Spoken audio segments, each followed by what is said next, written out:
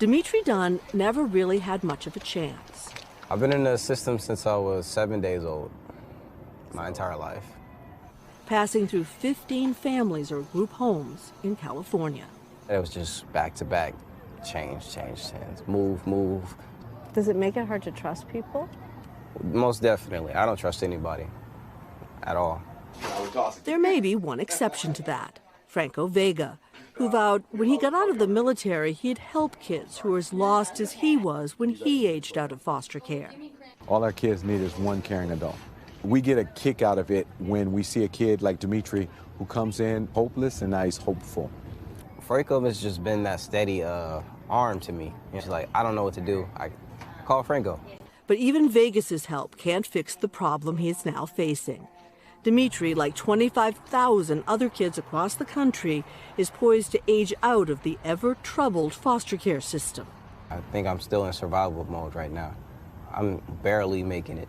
I pay $5.75 a month for this space. His finances are about to get worse. That's because the $1,000 he gets from the state each month is about to come to an end. Usually that would have happened last year when he turned 21. But due to COVID, California is continuing the payments until the end of this month. It's really like this tightrope that you're walking. And, just one little bump is enough to sever the rope. That's how it feels. He dropped out of high school to get a job, but now makes only $500 a week. I tend to have days where I just don't eat at all.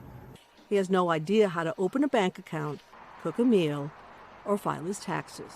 He's not ready. His basic needs aren't being met. And it's not just money. Vega says Dimitri, like most kids in long-term foster care, is hobbled by the trauma of just being in the system. Do you think an awful lot of kids feel that what's happened to them is their fault? Oh yes, definitely. We spend hours just telling them it's not your fault, but it is your life. An angry teenager at 14, Dimitri tells me he entered a house intent on robbing it and assaulted the woman who lived there. He wishes he could take it back and make it right. Ginger Pryor understands Dimitri's struggles. I've been in the foster care, working in the foster care system for 30 years. Have things gotten any better in 30 years? In some aspects, I think that they have, but in many aspects, they haven't. She helps run the foster care system in LA County, currently monitoring 30,000 kids. It's estimated that a third of the kids who age out have experienced homelessness. That 1 in 4 end up spending at least one night in prison within 2 years.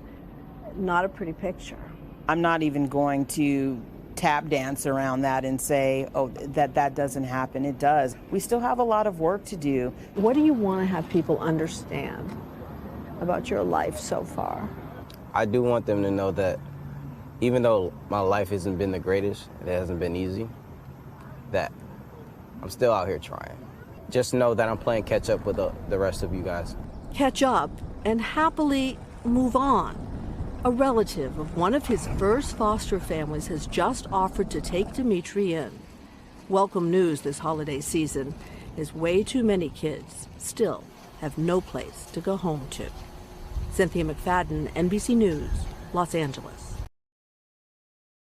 Thanks for watching our YouTube channel. Follow today's top stories and breaking news by downloading the NBC News app.